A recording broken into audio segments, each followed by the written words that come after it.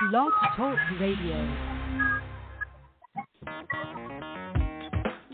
Women have the power to transform this world. We can end crime and violence if we all agree to do one thing: share. Let's share our wisdom, share our time, share our talent, share our finances, but most of all, let's share our love. This is the Female Solution. Join me, Naima Latif, every morning, 7 a.m. to 9 a.m. Central Standard Time, as we bring you stimulating discussions about the issues affecting our lives. If you're listening online at www.blogtalkradio.com/the-female-solution, press the blue button that says follow and get our daily topics every morning directly to your email and your smartphone. Hi, I'm Naima Latif, executive producer of the Female Solution Radio Show. We invite you to call in 515-605-9325 and participate in this daily think tank as we examine the challenges we face and develop solutions that restore peace and harmony. We are global transformers, changing the world from the way it is to the way it should be. We are one. Wherever we live on this earth, we are one human family. On behalf of our team of radio hosts, I'd like to extend a greeting to all the members of our family, whenever and wherever you may be listening around the world. To our family in China, Ni Hao. In India, Namaste. In Japan, Konnichiwa. In Korea, Annyeonghaseyo. In Russia, Здравствуйте. In Germany, Guten Tag. In Poland, Dzień dobry. In France, Bonjour. In Spain, Hola. In Italy, Ciao. In Egypt, Ahlan wa sahlan. In Ghana, Akwaba. In Nigeria, Peleo. In South Africa, Sawubona. In Senegal, Nangadef. In Kenya, Jambo. In Israel, Shalom. In Pakistan, Afghanistan, and Saudi Arabia, Assalamu alaikum. Greetings, and may peace be upon you all.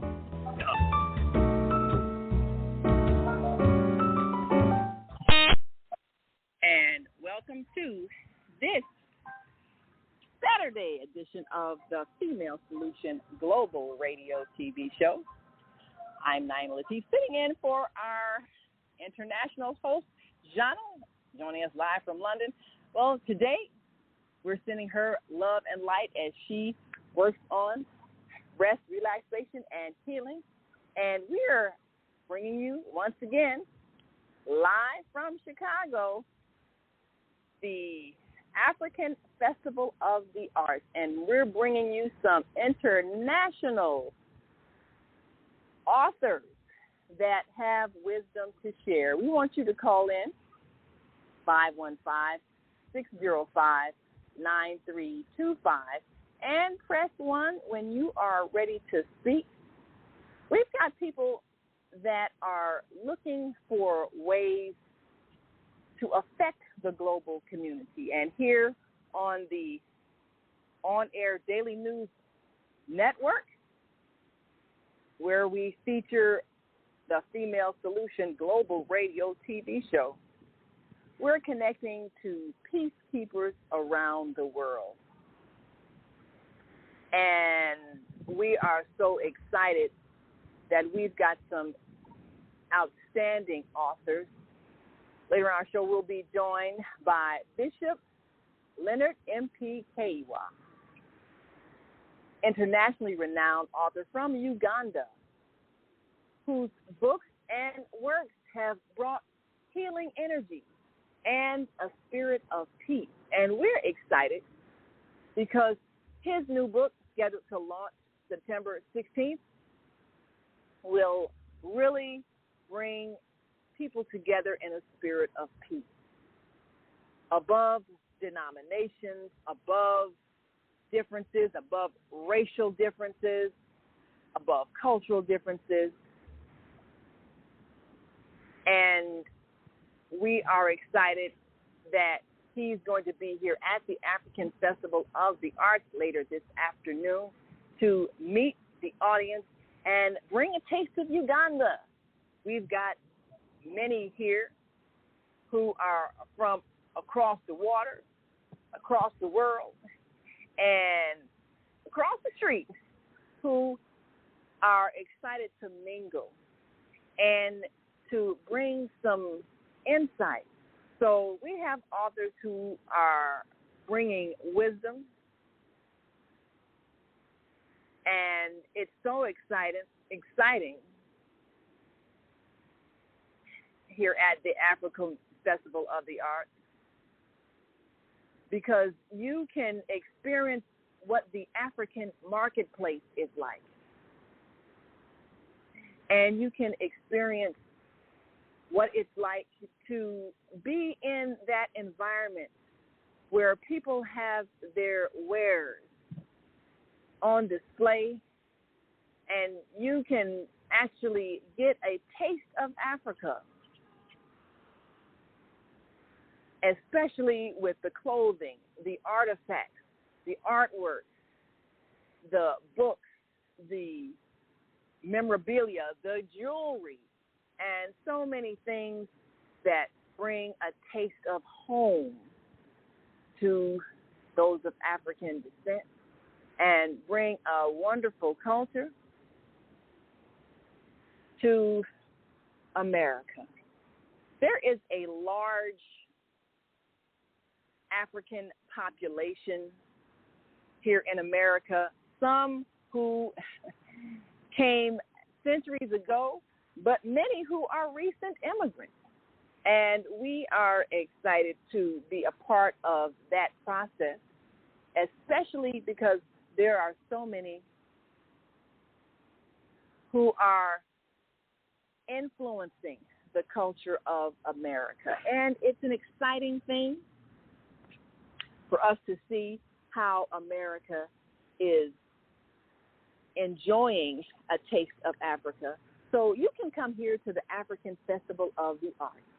Here at 51st and Cottage Grove, that's the entrance. And you can experience the wonderful opportunity to get to meet people from across the globe. And you can also get an opportunity to bring some of Africa to your home, some of the artifacts here, and also some of those who are visiting here specifically for the African Festival of the Arts.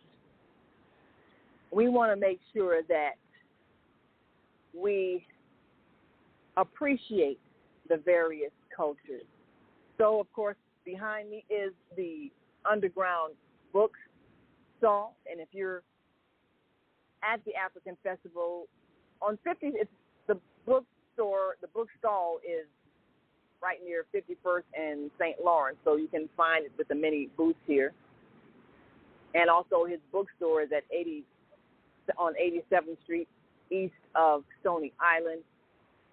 You'll see the sign right there, Underground Books.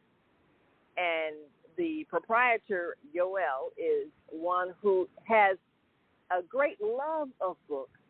He's got books from all across the world, and he can probably tell you a little bit about every single book in that store. He's very well read. So we're looking forward to seeing some of the authors that are featured here at the African Festival of the Arts. Authors that are sharing a great deal of their wisdom, especially because they've taken the time to write a book.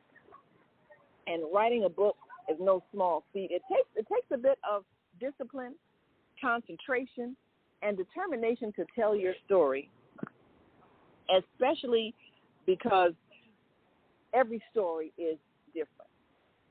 And so we're excited to be able to bring you some wonderful stories here at the African Festival of the Arts. And we want you to call in 515-605-9325 and press 1 when you're ready to speak. If you want to speak to some of these authors and ask them a bit about the stories that they're sharing with us. And, of course, right after the break, we'll be joined by Ugandan author Leonard M.P. Keiwa, who will tell us about his upcoming book and his desire to bring people closer to God, and understanding that when they are closer to God, they are closer to each other. We're so grateful that he's bringing his healing work from Uganda to the United States and all across the world.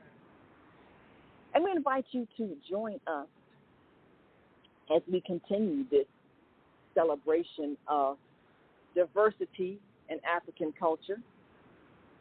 Next week, First Eye Concept presents the 2023 Yoruba Cultural Festival.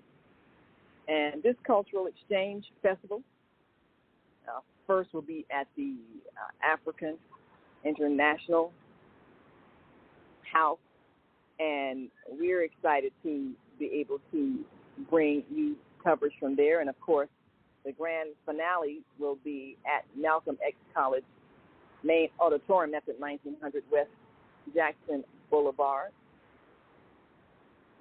And this is a celebration of the very rich Yoruba culture, but most importantly, it's an acknowledgement of those leaders who are bringing peace to our world through the respect of other cultures. Our own Honorable Mayor Brandon Johnson will be there, along with His Royal Majesty King Adedapo Adermi and His Royal Majesty Oba Kabiru Alani Adelaja Kolawole Agbabiaka, and His Royal Majesty Oba Dr. Festus Adekunle Adeyemi, and our own dear Congressman Danny K. Davis, representing the 7th Congressional District here in Illinois. These powerhouse leaders are demonstrating the importance of cooperation, unity, and reaching out to the community to make a difference. Organized by the President and CEO of First Eye Concept, Ambassador Wole Akane Duro Ladipo. This is a chance to honor those among us who have, in fact, made a difference and are continuing to reach across the world to our brothers and sisters to make their presence known. Special honoree is Chief Dr. Quentin Samba Taylor, the Alexander, whose work in Liberia has been phenomenal in bringing clothing to the people and supporting schools there and having a school named in his honor and continuing to raise consciousness about the Liberian people and to make a difference in the lives of children. He'll be a special honoree. He is the president and CEO of We Dream in Color Foundation and is known globally for his work. And he will, of course, be a special honoree at this event. So we're excited to bring you more understanding of the roots of Africa and how these roots are having such an impact in our culture here in America. But we want you to come out to the African Festival of the Arts and experience Africa for yourself right here, 51st and Cottage Grove is the entrance. And we're so excited to bring you some of the wisdom keepers who have written books to share their knowledge. And you'll be able to meet them right at the underground book booth here at the African Festival of the Arts. And, of course, if you have not yet purchased your tickets for the African Festival of the Arts, we want you to make sure that you get your tickets so that you can enjoy quite a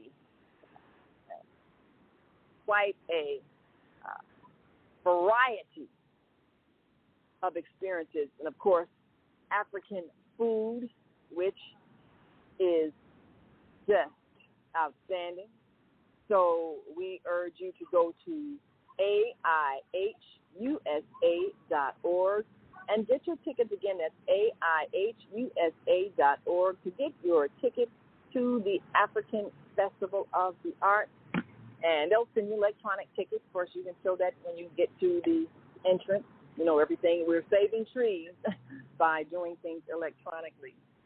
So we definitely want to give you that opportunity to be a part of this cultural celebration and to make sure that you are here with us as we introduce you to some wonderful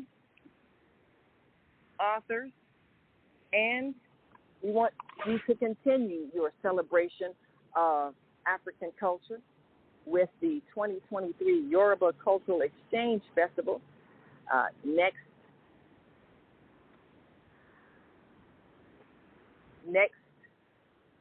Friday and Saturday, September 8th and 9th. And, of course, the gala night, we want you to be there at Malcolm X College, September 9th, to celebrate our dear mayor. And we want you to go to firsteyeinc.org. That's firsteyeinc.org, so that you can get your tickets. And, of course, you can call 708-551-8407. That's 708-551-8407 for next week's Yoruba Cultural Festival, Chicago 2023, for the cultural dance, gala, awards, taste of African foods, and cultural drumming, and so much more. We know that we have quite a bit that we have shared with America in our culture, and we are grateful that America has been a place where African influence can spread. The brilliance of Africa, the spirit of Africa, the resilience of Africa is here right in America among those who have both immigrated willingly and unwillingly. But we know that the human family is one family, and we are grateful to be able to share our family with so many who are coming here and experiencing the beauty of African culture. And we're also excited to be able to introduce to many who are not familiar with those who are doing work throughout Africa. There are those who have been involved over the decades in bringing African culture to America and the world, and bringing some of the resources of America to Africa. So we want to make sure we make it possible for those of you who are in and around the Chicagoland area to have that experience and to come on down to the African Festival of the Arts this Labor Day weekend. This weekend, we're going to 4 days. We started out yesterday at the African culture at the African Festival of the Arts. Started out here with those who were kicking off this event as a way to celebrate the wonder, the beauty, the majesty of African culture, continuing today and also tomorrow, Sunday, and Monday. This entire weekend, we're excited to be able to share with our global family some of the wonderful activities happening here and some of those who are helping to make it happen. We're grateful for all who have been a part of organizing this event, and of course the African culture, African Festival of the Arts is organized every year, and we had an opportunity to interview the organizers at the gala last week, and you can go to onaireverywhere.com for more on that interview. And we also had a chance to talk to some of the honorees, and we're glad that they are encouraging people to take trips to Africa. Every place in this world is just a plane ride away. And that being the case, we have a chance with many who are specializing in travel, and our own dear travel agent, Deborah, who is here on the Female Solution Global Radio TV show every third Saturday, gives us some travel tips. Whether you're going at home or abroad, you have a chance to see the world if you simply know how to organize yourself and prepare for your travel.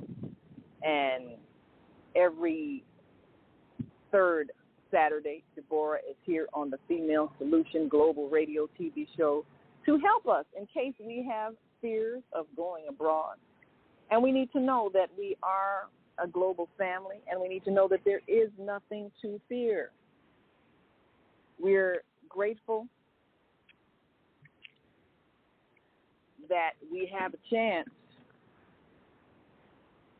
to meet those who are from across the water and from around the world. We're grateful that we have a chance to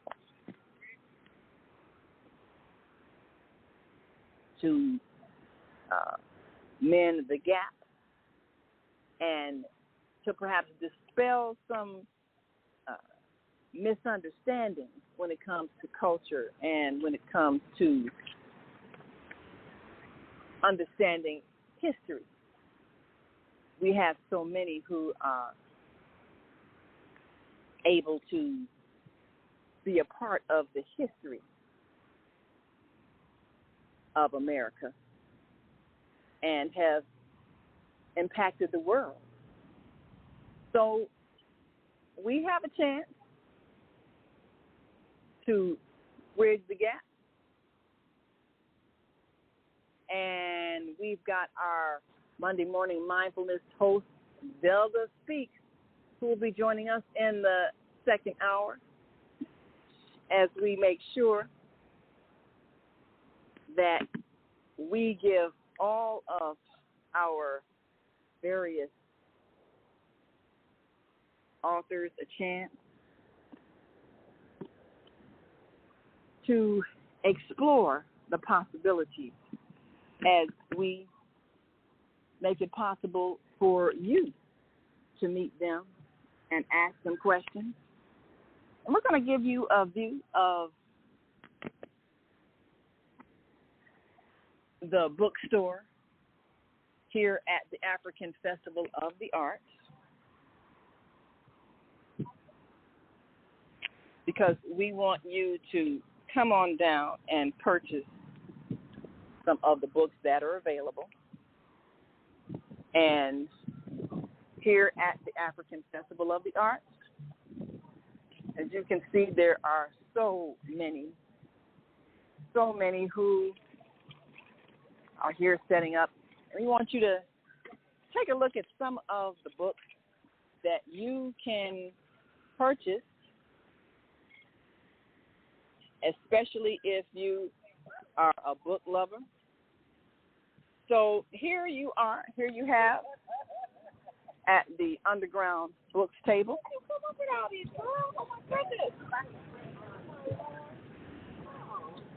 We've got a special array of children's books.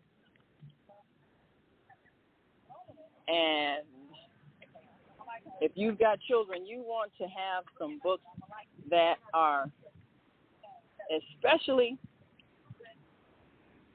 designed to inspire them. Wonderful history books. And here, of course, is the proprietor, Yoel, who has been one that has supplied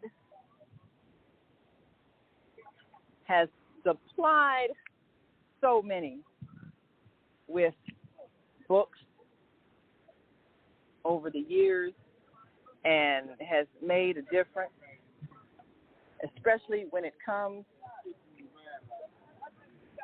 to educating the public and making sure that we know our history. And he's a very well-read man. And if you've ever come to his bookstore on 87th Street, you know that he can probably tell you something about every single book that's here. And he's probably read them all, the hundreds and hundreds of books. You can believe he can tell you about the authors, these books, the history. Definitely a historian who has taken his love of books and turned it into a business. And can you tell us, Yoel, again, the exact address of your bookstore? 1727 East 87th Street. The block and a half east of Stony Island here in Chicago. All right, 1727 East 87th Street. You need to come on down and get books as gifts for your children this school year, because they need to know that they can enjoy reading as just a means of entertainment. And you can hear the sound of African drums in the background. And you can also see many of those who are offering some of the beautiful garments. And right here, oh, now these are some garments that you need. And yes. There are 6 ways you can wear this. Yes. We only scratch the surface. Oh, my Lord. You know, how we just scratch the surface with 6? Oh, my God. You are talented. Yes. Thank you. So right across from the bookstore, you're seeing, we are live on the Female Solution Global Radio TV show, and we want to ask you about your dress shop. These are some wonderful garments. Tell us about your Well, I am from Detroit. I've been doing this for 15 years. Wow. I decided to come and check out the Chicago Festival because I do our African Festival. And what I was featuring is a skirt. It's made out of recycled fabric. Actually, it's a skirt. It's a dress at the top, and it's reversible. But they're so beautiful. The fabrics are so beautiful that I'm addicted. Wow. But do you have a website where people can order if they don't get a chance to Accessories.com is my website now, but I suggest everybody follow me on Instagram, Kima_Shine for Life. And can you spell that, please? KIMA_Shine, 4 Life. All right. And I'm changing the website. I'm changing everything because I started out with accessories, and God has blessed me with all of this over the past 15 years. So we're rebranding, not so much accessories, but lots of clothing. And you look magnificent. Oh, well, thank you. Thank you so much. Well, all right. Well, come on down to the African Festival of the Arts. You get a chance to buy it right here. If you're in the Chicagoland area, if you're in Detroit, you got to look for it. So we're so excited that we're giving you an opportunity to meet some wonderful people who are making a difference in the world. And if you are somebody who cares about global peace, then you should most definitely care to share some of the works of those who are bringing us closer to world peace. And we're excited because we know that if you're somebody who is concerned about the society in which we live, you want to see things change, and you want to see things manifest in a way that will make a difference. So we're excited to bring you those who are intending to have an impact and are able to make a difference with the work that they do. And this is no simple feat. It truly is not, because many are able to make a difference, and many are able to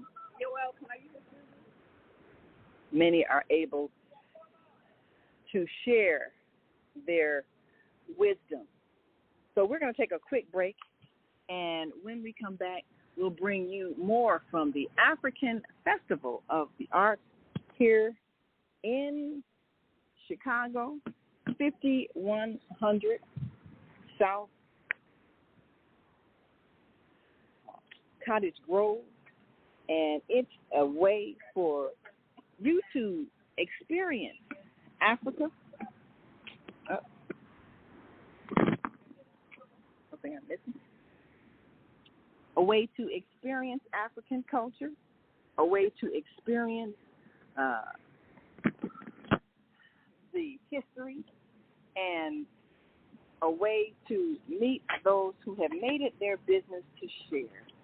And, of course, if you are listening online and want you to join this conversation, give us a call, 515-605-9325, and press 1 when you're ready to speak, and we will gladly,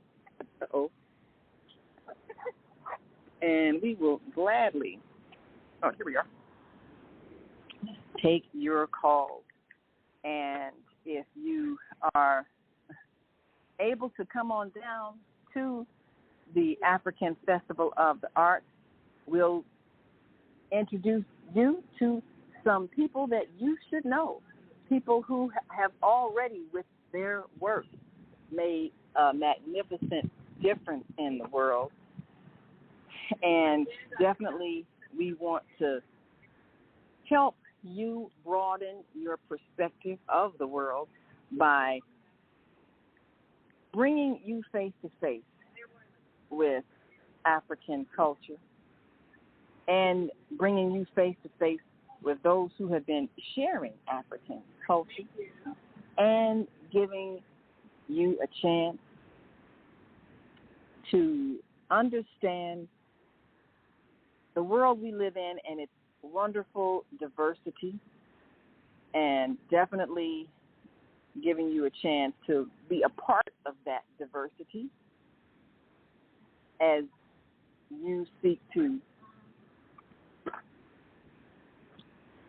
understand more about how we are impacting the world as we go through the process of getting to know each other and helping each other to grow.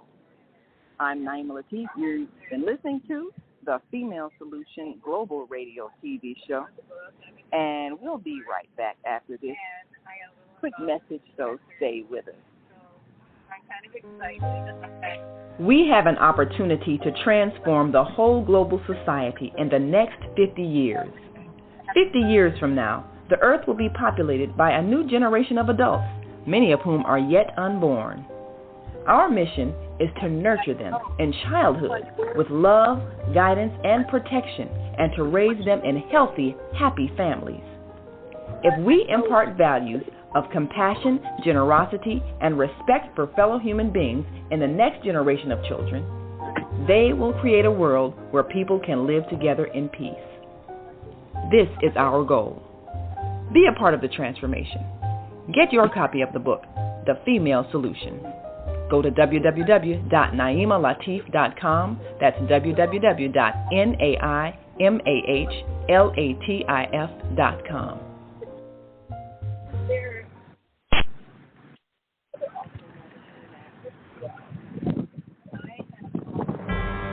Are you constantly arguing with your spouse? Are your children misbehaving and acting out? Is someone in your family abusing drugs? Have you been the victim of domestic violence?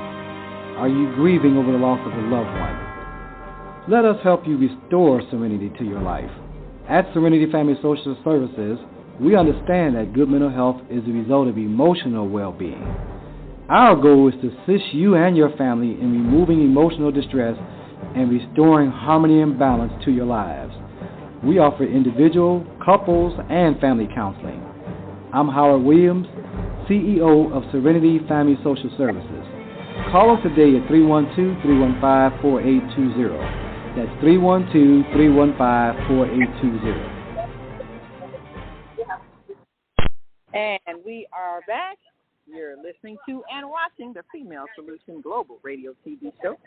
I'm Naima Latif, and we're joined now with our Monday Morning Mindfulness host, Zelda. Thank you so much for joining us. We're here at the African Festival of the Arts about to talk to some exciting authors, and we're so pleased you're with us. And, of course, you might get an opportunity to meet even more exciting people this coming Monday. We'll be here at the African Festival of the Arts all weekend, and definitely you came here and you saw some things. I think she's got on some of her jewelry, y'all, that she got just yesterday. Tell us about the jewelry that you found yesterday. What I realized was at the end of the book. Uh-oh. Can you hear us? Or are we frozen? I think she might be frozen. Uh-oh. Wait a minute. Yeah, I think we might have a frozen screen here. Well, of course, what you're seeing, if you're watching us on the Female Solution on Facebook or YouTube, you can see that she's got some wonderful jewelry on, and she got it right here at the African Festival of the Arts, and it is a beautiful necklace.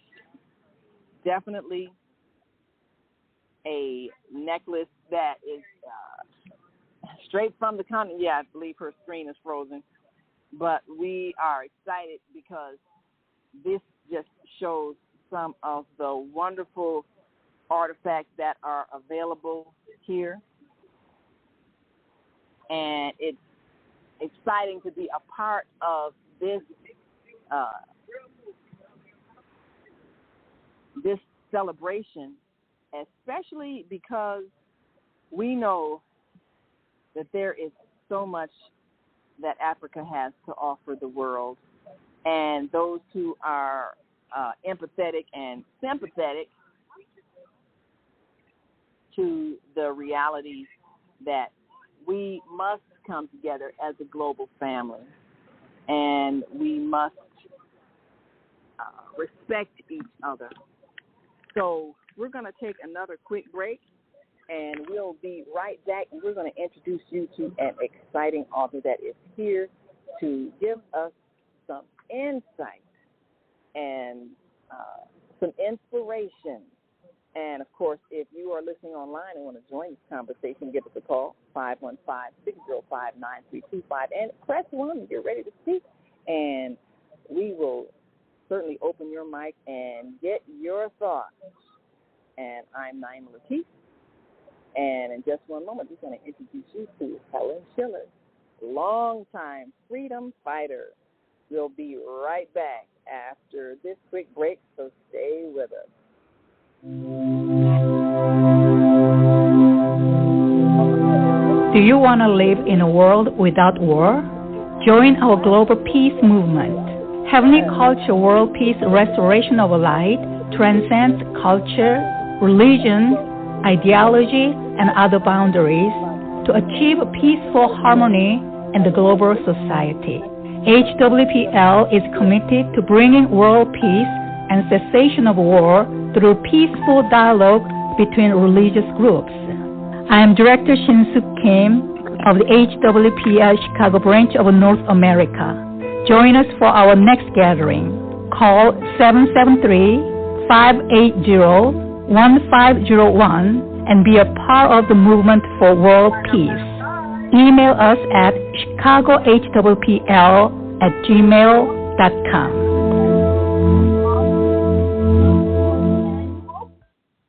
How y'all doing? All right. So this afternoon, we're going to be featuring some of our authors, and we will be starting with the freedom fighter, alderman, humanitarian,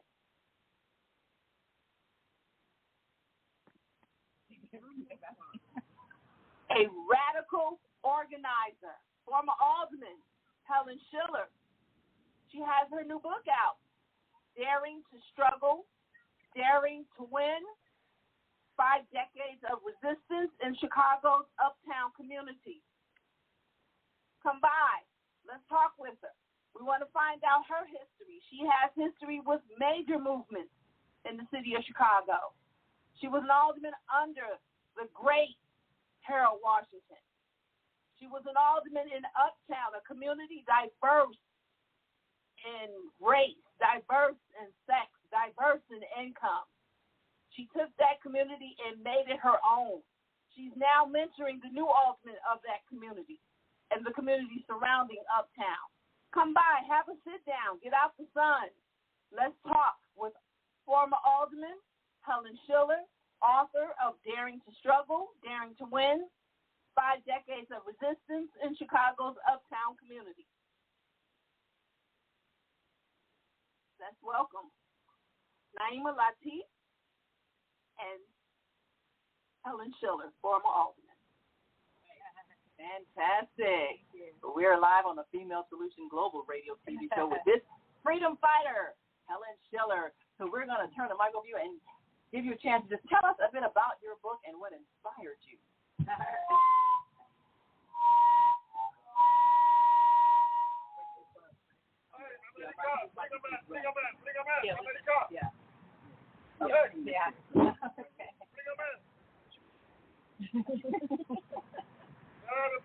All right, there you go. All right, thank you. So the book is really about Chicago and about Uptown and the struggle for this everyday struggle survive that people had here and the struggle throughout the city. We had coalitions through the 70s. But I first came to Chicago in 1972. I was recruited to come here to join a group called the Intercommunal Survival Committee. We were white people working under the direction of the Black Panther Party to organize white people to join the Black-led struggle for liberation. And throughout the 70s, we were engaged in many different activities and survival programs in Uptown, but also numerous coalitions throughout the city, especially around the Chicago 21, the master plan, Chicago's master plan, which was the Chicago 21 plan that we were very concerned about its intention to really basically destroy many different neighborhood communities, especially surrounding the Loop, including Cabrini Green, Pilsen, having an additional impact on Uptown, Westtown, et cetera. So that we had a citywide coalition around that, and we also were engaged in, many of us were very involved in education. So we were also involved in many education activities in the Parent Equalizers of Chicago. So the book deals with those early years in the 70s and our struggle there for various different activities, both locally and in Uptown, but also throughout the city.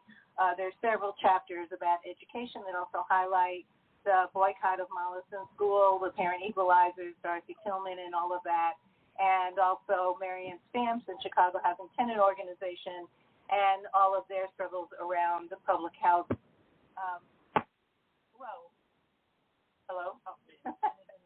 So then, in all of that fed into the election of Harold Washington. We were very close to him, worked hard on many of his elections leading up until he became congressman, and then encouraging him, along with people all over the city, to run for mayor. We had a magazine called Keep Strong Magazine in the 70s, and then a newspaper called All Chicago City News beginning in 1980, starting in its very early introductory issue with a prescient interview with Harold Washington, who basically laid out the political situation as it was going to unfold over the next 4 years, culminating actually in his election as mayor in the next 3 years.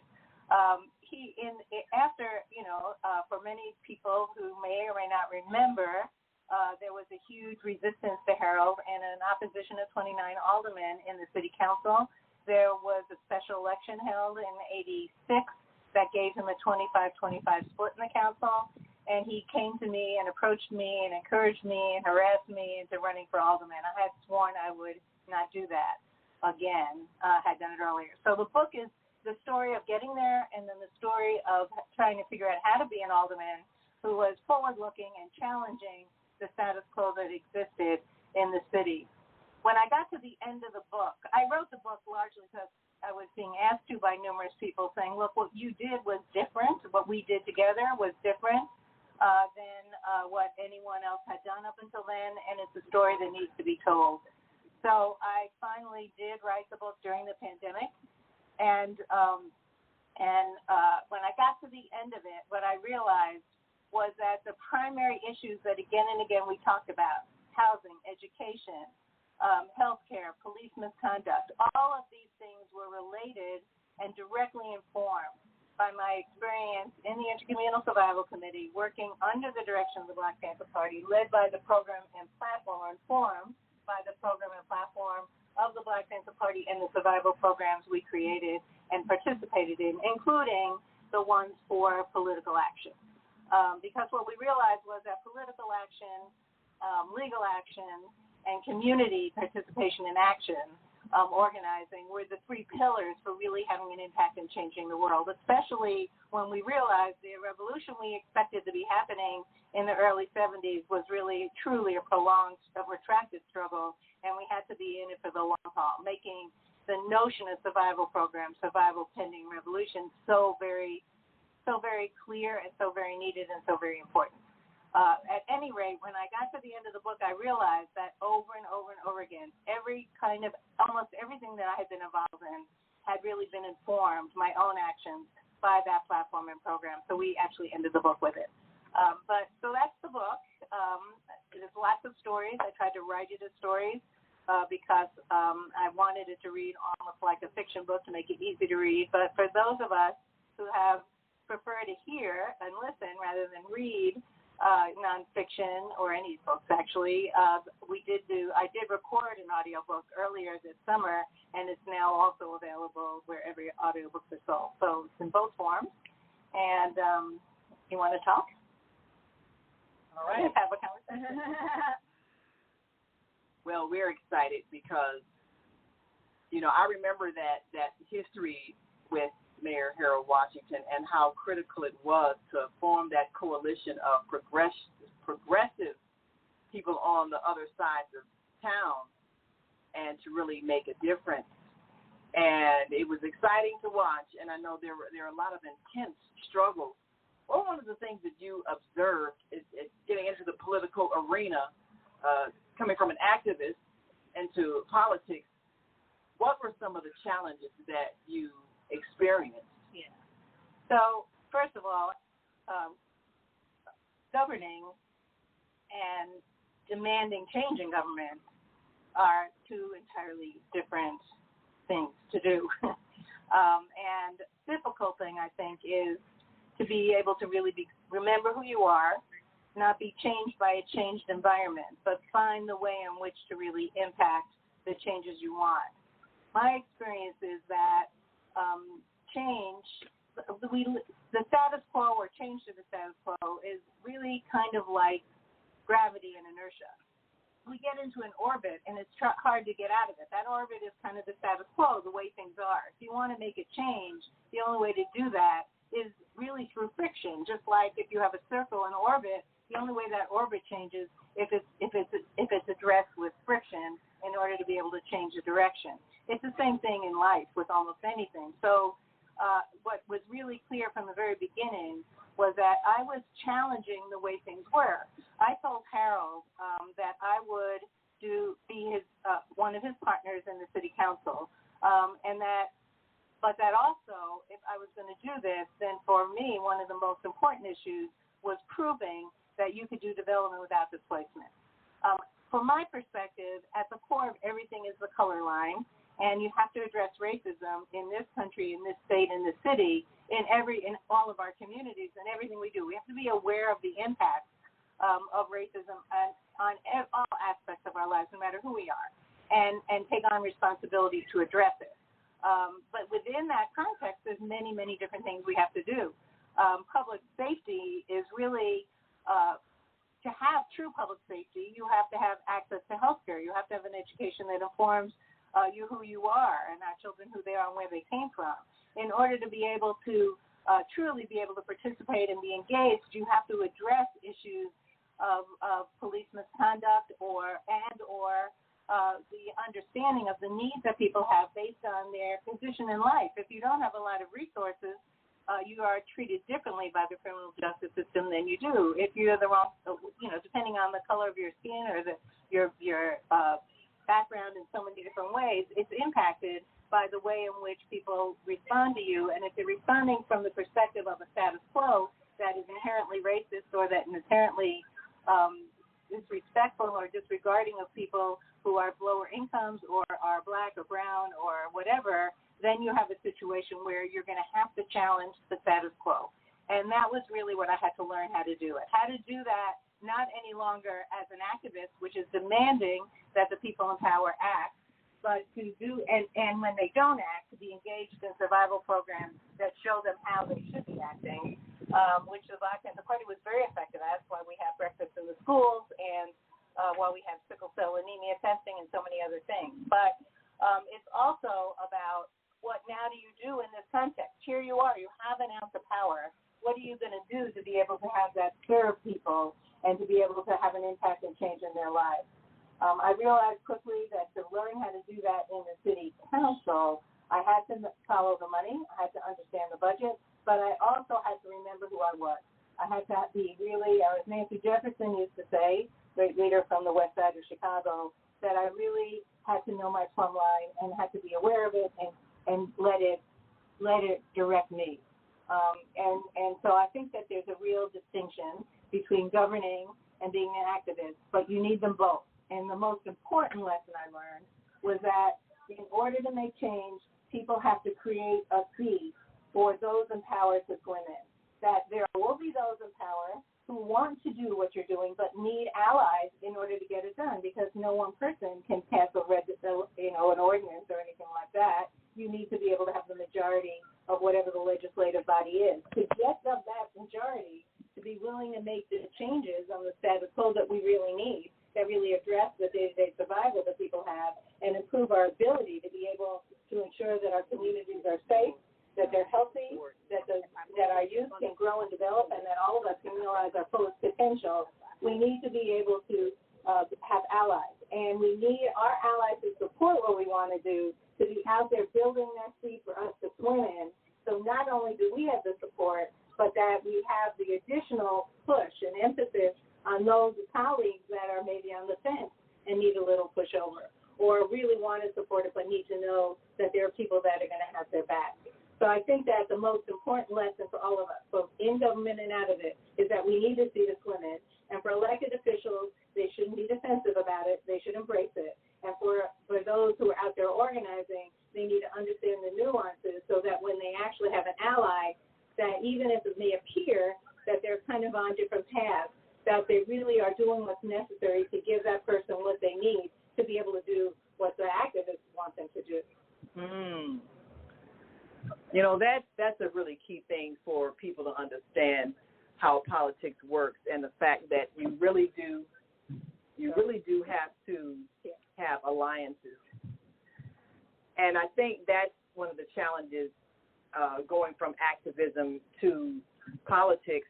And, of course, if you just tuned in, we're talking to Helen Schiller, who is author of Daring to Struggle, Daring to Win. We're here at the African Festival of the Arts at 51st and Cottage Grove. You need to come on down and buy this book. And if you're serious about organizing, you need to buy this book. If you're serious about politics, you need to buy this book. And one thing I wanted to know, when you look for allies who might really be willing to stick their neck out and make a change, what are some of the things you look for to see who is really sincere in politics? Well, you know, ultimately it's by what people do. Right?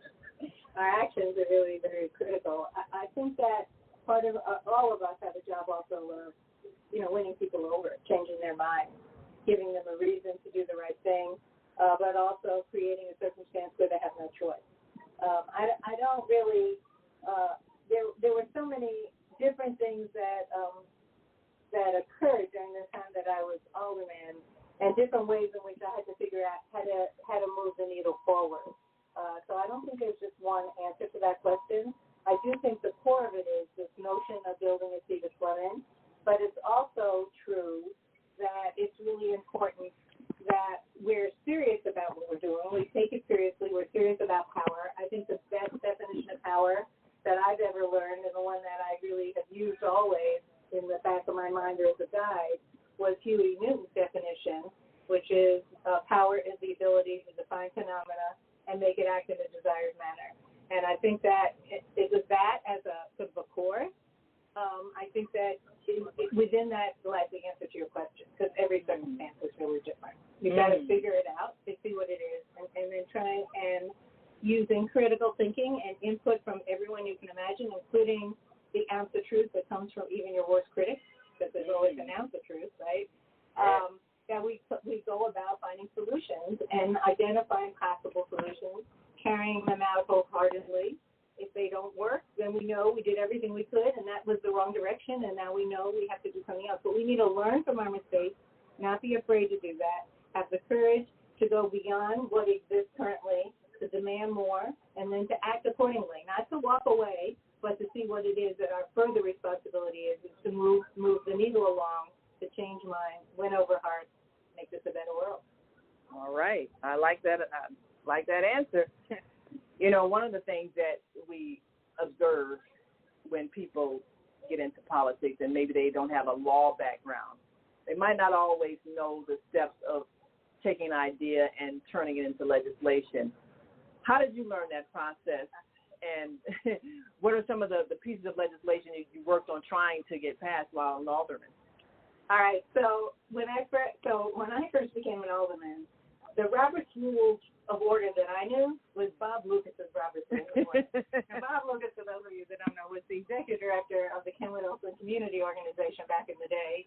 And it was a very different community there, just like Uptown is now in the 70s.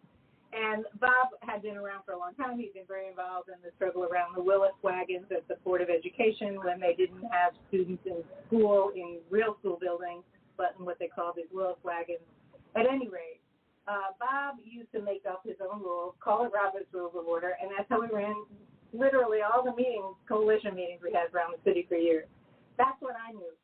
I knew that wasn't exactly the rules in the city, and so did Harold. And Harold had convinced me to run, and I told him, look, whatever, this is what I know. It's not, your normal thing. And plus, I'm going to figure out what to do, but I am an activist. So he would clue me in. I would stand up, and he would basically say, oh, Alderman Schiller, he'd recognize me. Would you like to suspend the rules? He would give me a cue, and I would say yes or no, and he usually knew what I wanted, and so it was almost always yes. So I learned that. So that's how I learned initially. And there's a story in there when I kind of went beyond that, which was a funny little story, just because he had asked me to do something. I did it. The people in intergovernmental affairs stopped me, went to him. He agreed with them, and it didn't go forward. And I'm like, well, why are you asking me to do something if you're not going to do it? So later on, I acted on my own in a council meeting with a resolution that I knew he would like because I knew that it was about someone I knew he respected. And the story's in there. But the point is that it was my first, so he taught me, and then I acted independently. But I think that it's further in answer to your question. What I learned, so in my first term, let me go back a minute. In the 70s, I'd had an opportunity to work with Edison Jagogo, who was in Chicago as a representative of the Zimbabwe African National Union, who were in Mozambique, who had troops in Mozambique fighting the war in Zimbabwe, in Rhodesia, for Zimbabwe independence. And he actually ended up in 1979 being part of the Lancaster Agreement negotiations out of which became the independence of the new country of Zimbabwe, an independent country. However, in 1976, he had approached me. He'd seen the magazine we put out, Keep Strong, and he asked me to work with him. He would do all the writing, get me the pictures, and I would do the layout and the printing of Zimbabwe News, which was the magazine that went to the troops in Mozambique. So that shortly after I became alderman, maybe a year or so later, I had an opportunity finally to actually go to Zimbabwe, and it was a conference, journalist conference, and so I grabbed it and I ran, even though I was an alderman. I had been a journalist. I still had my press pass. Oh, okay. And so I went and spent time in Zimbabwe. So in 1989, this was 1989, when I was, before we left, I had a brief conversation with Prexy Nesbitt, who had very strong ties with the government of Mozambique. So he arranged, I was with Slim Coleman, and he arranged for the two of us to not only go to Zimbabwe, Harare, but also to go to Mozambique. So we spent time in Mozambique at a time when the South African government was financing Renamo, and they were basically terrorists who were coming in. They were going into to small communities where people mostly lived in thatched homes. They would take everyone out. They would take everyone out of the home. They would kill the adult men. Oh no! They would take all the women and children, have them go back into the thatched huts, and then they would take the boys, the teenage boys, and younger, maybe like 10 and above, and they'd force them to set fire under gunpoint to those huts. And then they would tell them, you've now killed your family, you have to come with us. And they'd make them child soldiers. And then they planted mines all over the place. So when we were there, we were not only became aware of that situation, we also became aware because we went to the displacement camps where there were tens of thousands of people who were displaced living in, this huge area that had makeshift tents in it and barely any facilities. But we also went to the hospital where again and again and again we spoke with people who had lost one limb or another, or children that had escaped, or people who had been either blown up from a mine or had been macheted and lost a limb. Oh, wow. So I came back to Chicago pretty upset about the influence of South African apartheid on the entire South African region. Yeah. It was traditional back in the day, my first few terms as alderman, to be offered an opportunity to teach the 8th graders the Constitution. And I had done that the first year I was there, using basically the Constitution as a vehicle to show how change is made. So I used it to show how through community action, things were changed. But that the Constitution started as the only people who were actually citizens were white men who had money. Who had property. Wow. That's all. That's all who was considered a citizen in our very first Constitution. So I'd start there and go on. I decided that in 1990, in January, after I returned from this trip, that Nelson Mandela was announced that he was being released, but nothing was being done about apartheid. And there was the folks that were involved in the anti-apartheid movement here had a slideshow. It was, I guess, a PowerPoint or the early version of it about apartheid. So, and about the Constitution, the existing Constitution of South Africa, and their demand for a one-person, one-vote, which was just the campaign that was just beginning with Mandela's release as a response to you can't stop the sanctions just because he's been released. Apartheid has to be done before you stop the sanctions. So I came back and I used that PowerPoint in the school, which got an extraordinarily negative reaction. Really? After I exposed the fact that in the middle school, 8th grade history class, the teacher was very supportive of everything I did, and I asked him for a copy of the book that they were teaching, and I read through the whole thing. He wasn't able to choose it. In those days, all of the books were chosen by the principal. There was only, in the entire book of modern history, there was only one time that the word slavery was used, and it was in one phrase of the African slave trade. Wow. So I kind of freaked out. I brought it to what was then an advisory local school council. They all freaked out, and the librarian of the school went off after me. How dare you talk about, what do you know? How dare you talk about what we're teaching? Wow. So that was going on there, and then I introduced, this is now getting to the answer to your question. We introduced into the city council, I did. I asked Prexy to give me a group of people, to put me in touch with a group of people who were anti-apartheid activists that I could work with to make sure I got it right, and an ordinance right. Because we wanted to make sure that Chicago led the way in strengthening our sanctions. We had some that Danny Davis had already had passed, but it was a few years earlier and the circumstances were now changed. We wanted to make sure and be in a position where by acting other cities would also act to strengthen our sanctions at the very time that the South African government was asking the president, with Reagan, to get rid of the sanctions nationally. Mm-hmm.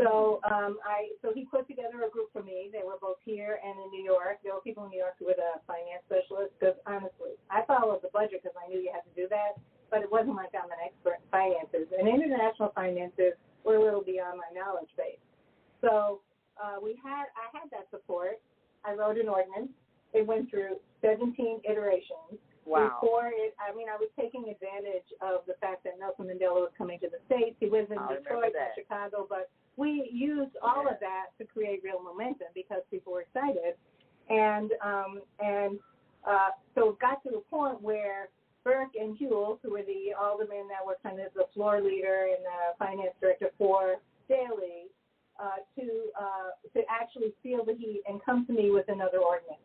Now, this ordinance, they were going to substitute it, had fantastic definitions. They were great. But when it got into the actual meat of the ordinance, there was no teeth anywhere. So there was a paper tiger. So I took the ordinance and I told them that, and I rewrote. But first I rewrote it, and so I took all their definitions, rewrote it to have teeth and all of that. Ran it by my little group. They made changes to make sure it had a material impact. They passed it around to others. We had a commitment at that point from the Port of Oakland that if we passed this, they would do something very similar. I also had an opportunity. We wanted, there were 3 banks in Chicago at the time who still had investments in South Africa.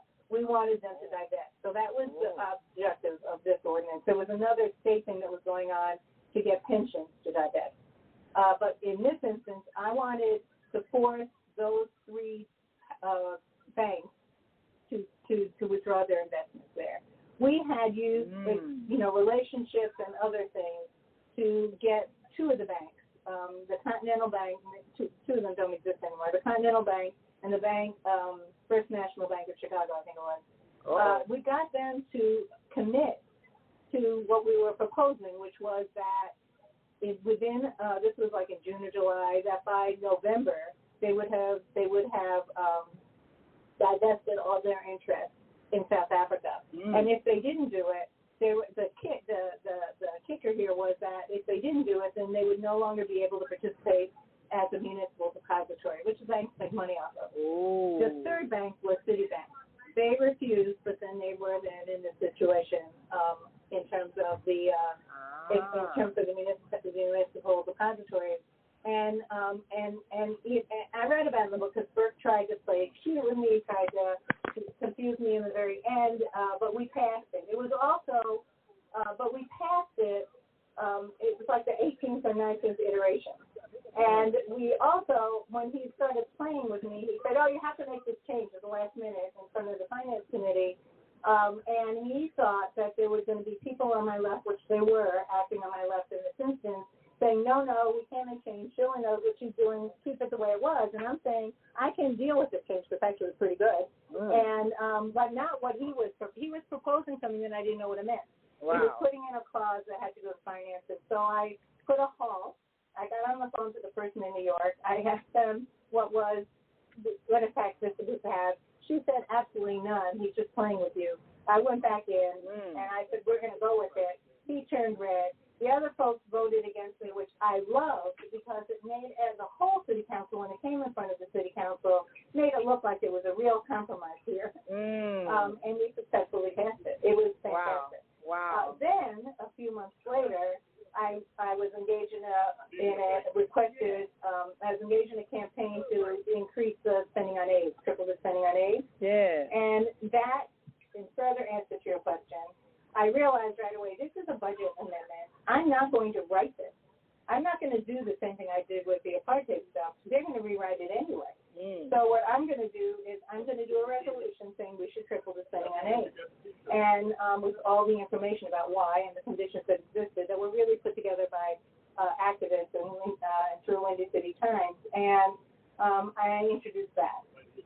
Several months later, after ACT UP and Jenny Sotomayor were in the mayor's face every single day unfurling a banner and insisting that there be real attention paid to the AIDS crisis, I got a phone call one morning from Pat Hewell, who is the mayor's floor leader, saying, can Alderman Burke and I sign on to your ordinance? And I said, sure, as soon as you write it. And he said, what? I said, well, you know where you want to take the money from. I can tell you all the places where I think you can. The activists have already put that together. But you're going to decide anyway. So you write the ordinance and in my name, and then you can sign on to it. And they did. And they did. Wow. That is fantastic.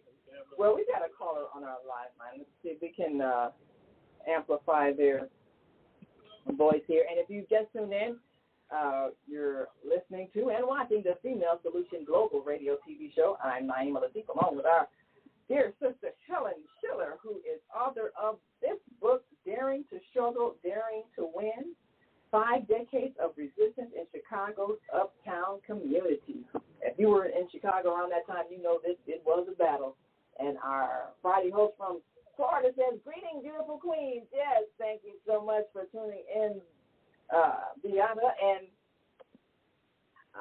we're going to open the mic for area code 312-632. Give us your name, where you're calling from, and your question for author Admiral Nelson Bay.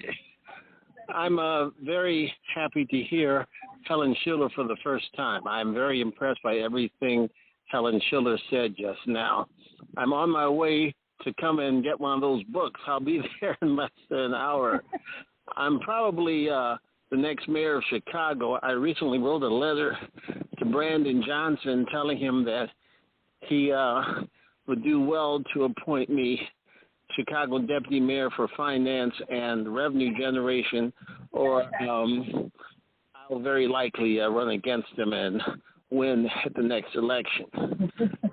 So, well, I tell you what, you know, when you get here, you're going to meet a real-life activist who can give you some pointers if you're going to get into politics and share your knowledge, wisdom, and experience, because she's the real deal. So thank you so much for calling in. We'll see you here at the African Festival of the Arts to get your signed copy of Daring to Struggle, Daring to Win, 5 decades of resistance in Chicago's uptown community, right here at the Festival of the Arts. And, of course, we're at 51st and Cottage Grove. So come on down. We want you to be a part of this. We've got some people in the audience. Is there anybody who'd like to ask a question? Make sure we got enough cord here. Ask a question of. All right. Well, let me see if I can bring you the mic. Oh, you got a mic? Okay. Yeah. So organized. On it. Yeah. All right. No, it's just too close. Is you it? can talk. No, you can. Yes, you talk from over there. Okay. I can use your mic. Okay. Yeah. And I thank God I don't have to actually, talk in the mic. It's working well. But, oh Lord. But I'm here. We did the African DNA test first of all, and we found our roots were in Gabon, and these are some of my brothers and sisters with that same DNA trait. But I was listening to your interview, and it hit my heart. And let me confess first, I'm a pastor of a church, so love is ultimate. Yes. But I find out when the foundation in politics, community, or individuality is anchored in love, it covers them all. It makes you, just being out there, I was just walking by, I saw the interview. I like to tell you, I'm very impressed with an honest integrity, a person of integrity who sees your heart is in the right place. Man, I was just intrigued just by your interview by itself. And I just tell everybody in our community, it's something you can do wherever you are. I retired from board education 21 years. My wife taught in Woods Academy in Inglewood for 21 years. Okay, and when you have a mission inside of yourself, it will touch your whole community. It will touch politics. It will touch the nation. But if you're not true to yourself, if you're not true to loving yourself, you will find yourself just going through the motions of life. And because love will anchor everything. And if you don't love yourself, I'm going to tell you for true, you can't love anybody. So thank you for letting me have these few words. I really enjoyed the interview. And from the Gabonese people of Gabon, Africa, Akile power. All right. That's the try.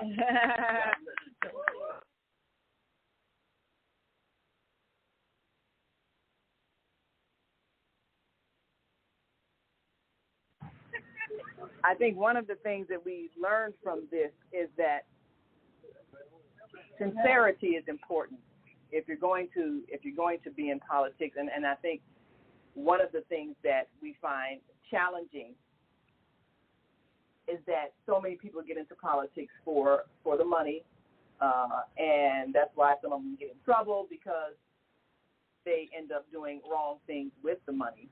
During the time that you were observing what was happening in City Council, we know that Alderman Burke had been over the finances for a long, long, long time. What were some things that surprised you when it came to how the city was deciding how to divide up the money that was being gathered, throughout taxes and everything else? Were there any things that you were kind of shocked at, we're doing that? I mean, what were some of the things you saw? Well, I guess I actually entered the arena of City Council. I became alderman at the beginning of Harold Washington's second term. I was very focused, as I said earlier, on proving that you could do development without displacement.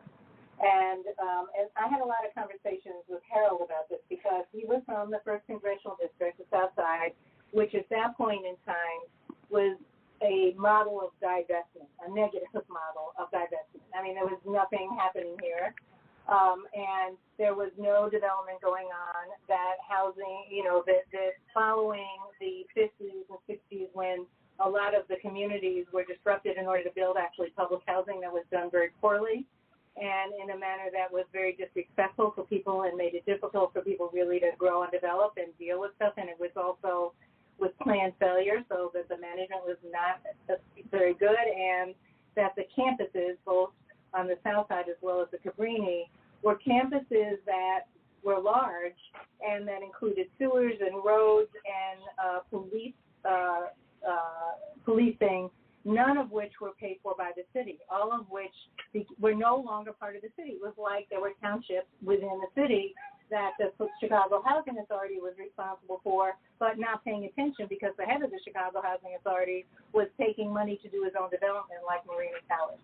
So, and that was why one of the things about Marion Stamps was that she was so clear and focused and aware and knowledgeable about all of that, she was an organizer, a fight-in organizer who had a huge love for her people and was engaged always in Cabrini, but also citywide in terms of all Chicago tenants in really challenging the way things were. So we had a period of time in starting in 83 where there was real hope and expectation of changes that were to come. Harold was really clear of that. He was committed to it.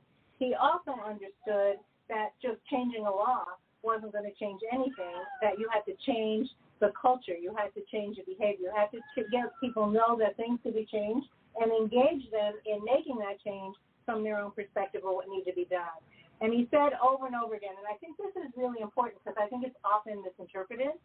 He said over and over again, yeah, it would take at least 20 years to get to that internalization. But that's what he was talking about. He wasn't saying we have to wait 20 years for a change. He said we have to engage in a change again and again and again.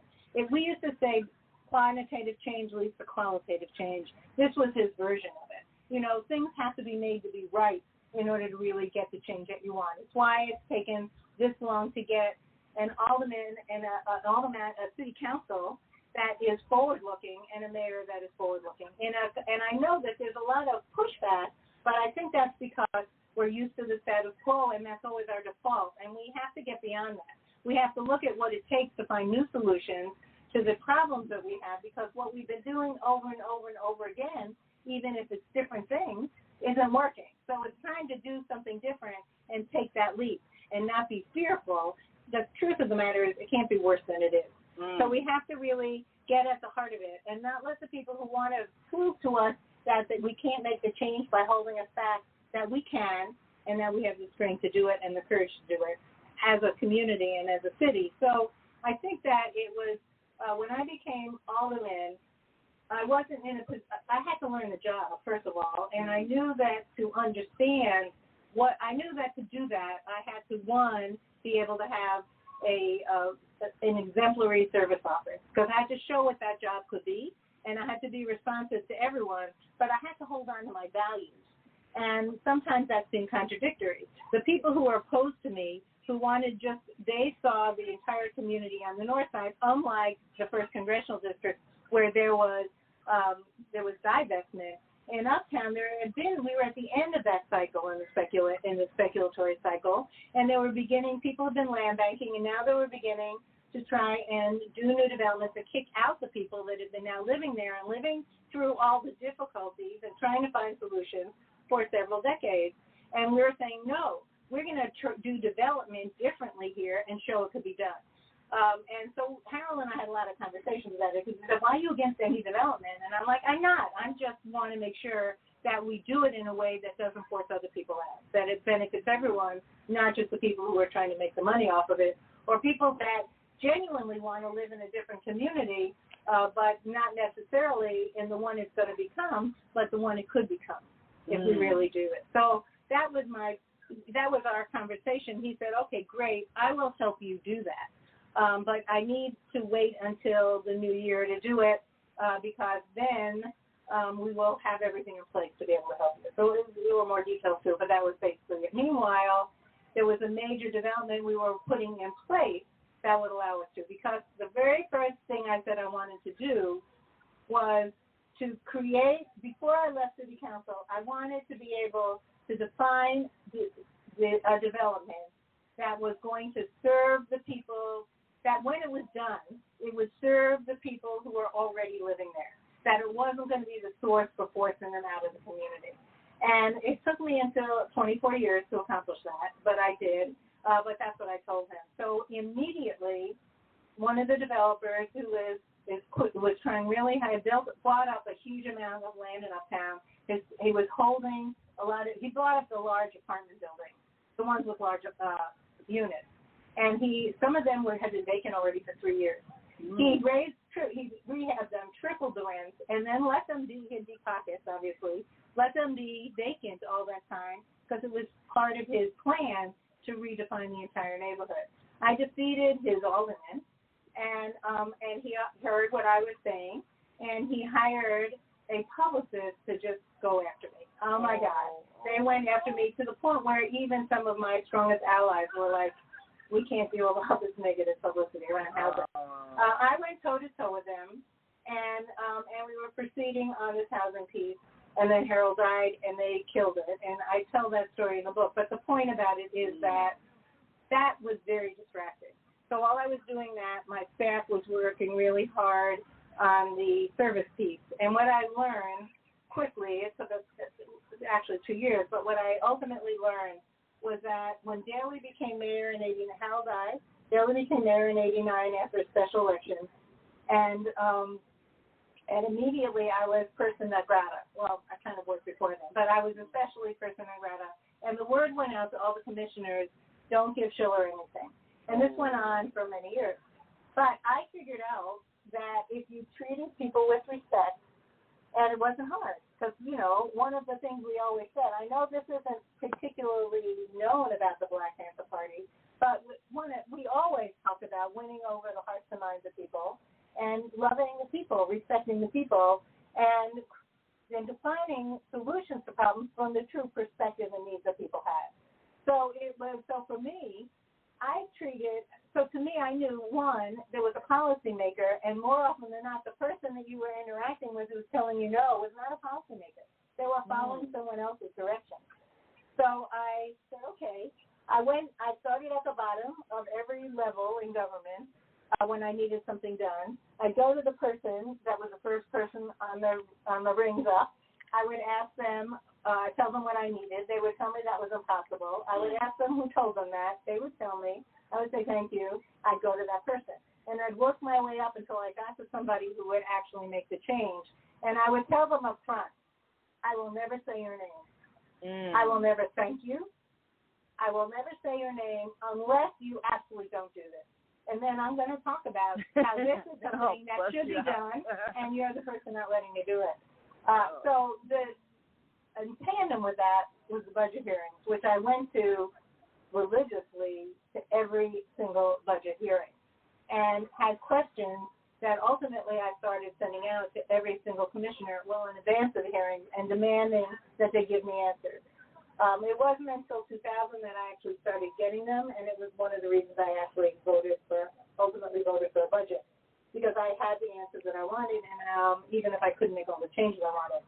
But that was huge, because coming up to an election, to a hearing, I was able to give that department head my entire list of outstanding needs, and they would be curious to get them done, because the last thing they wanted was me to criticize them on the floor of the city council when all the press was there and the mayor was listening on the fifth floor.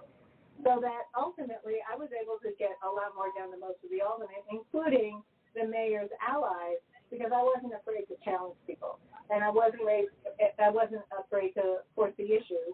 But I also got a lot more information, because a lot of aldermen spent all their time at budget hearings thanking the different people from that department for the work they're already paid to do. They don't need that thank you. You can give it to another way, but that's your time to ask questions. If you don't have any questions, you don't know what you want to know, that's what you do. I never did that. They didn't want me to do that.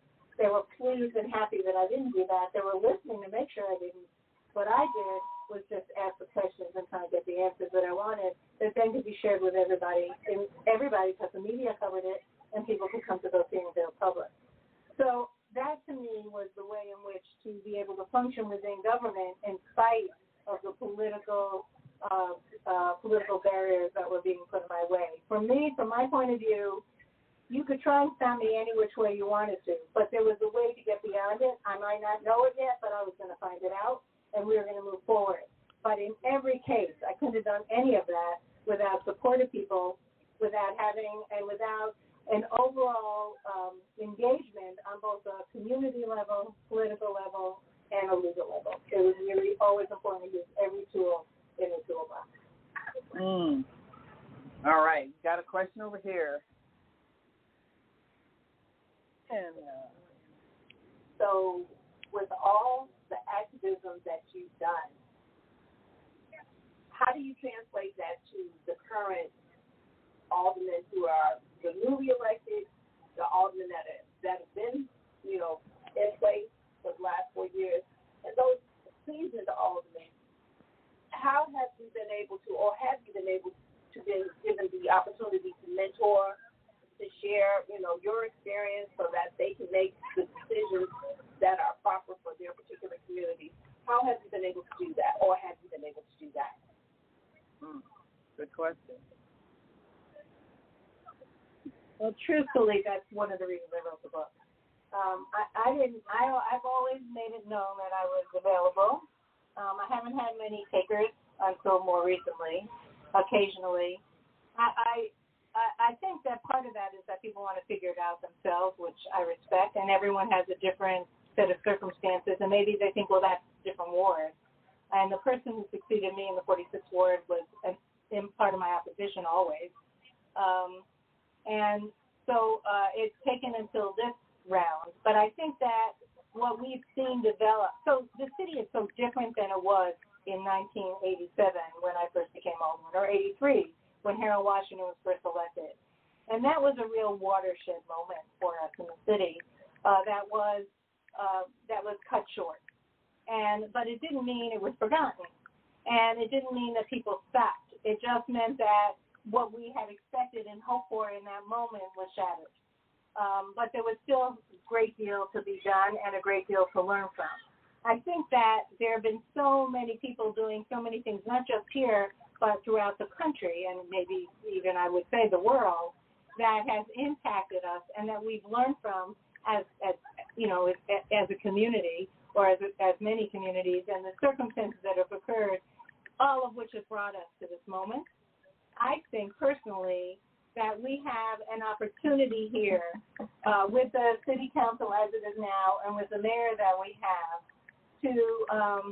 to actually really change the way city government functions in very key areas. The focus on education, the focus accountability, the focus on health and trauma versus treatment versus trauma, the acknowledgement of the impact, the traumatic impact so many of the things that happen on our city have on ourselves and our people and our communities, and how inappropriate and how we have to change the inappropriate responses that we've had to that don't help, that are negative in terms of people's growth and development, and in terms of safety, in terms of true public safety. Because true public safety makes sure we have the help that we need, make sure our housing doesn't make us sick, but that our housing provides us a future, both economically but also because it gives us stability so that we can build the other things that we need. We can have a stability to be able to go to a job, stability to be able to raise our children, stability to be able to participate in our children's education, make stability in a healthy environment so that our children and ourselves can live sustainable and long lives. So I think that all of those things we've done the same thing over and over again. We've had several mayors and aldermen said we need to make these changes, but not very successfully. I think we have that opportunity now. But a common denominator is that the one thing that is a common denominator is that the city of Chicago is still segregated. Yes. And so how do we get that stigma where there's equity for, what happens in the north side versus what happens on the south side, on the west side? How do we beat that? How do we, what plan can we put in place where the segregation could be eradicated, so that everyone is getting the same services, everyone is getting the same education, everyone is getting the same, environmental concerns discussed? How do we achieve that, in your opinion? So, in my opinion, I think we have to be careful about how we view the segregation in terms of our policy. So, and the reason I say that is I'm on the north side. I spent a huge amount of time trying to maintain and improve housing that was affordable to people who are living there. Some of that was new, some of that was sustainable, some of that was just improving what existed. All of it was resisting a market environment that made that difficult. And one of the results of that was, and in a context where there has been a policy, it was a metropolitan-wide policy, It became very much a part of housing policy on the state, federal, and city levels in the last 10 years, which was that the solution to segregation was to move people out of the black community into white communities with the inherent assumption that that was the only way that they could flourish. I think it was inherently racist. And one of the results of that was that in our situation on the northeast side of the city is that you have people living in affordable housing with young people who are literally isolated from the rest of the community in terms of their educational opportunities, but also in terms of just the way the housing conditions exist and other things going on. So we work hard up there to create community for that community of people. So it's a segregation within a so-called integrated area. So I think the real issue is, how do we create the true respect that everyone needs, and especially that we need to do for those communities that have not been able to take advantage over the years because of Jim Crow type laws, both in the South and the North, that allow us to be able to have to develop wealth in our families, that allow us to be able to have the stability in our communities so that we're not moving around all the time where other people don't make decisions for us. Well, we don't have the same property rights that somebody else does, in order to be able to have our own definition, whether it's to be where we are in a community of people we're familiar with and want to stay with because we are able to build the educational institutions that really serve us, the health institutions that serve us, et cetera, or maybe we want to be part of another community to have that choice.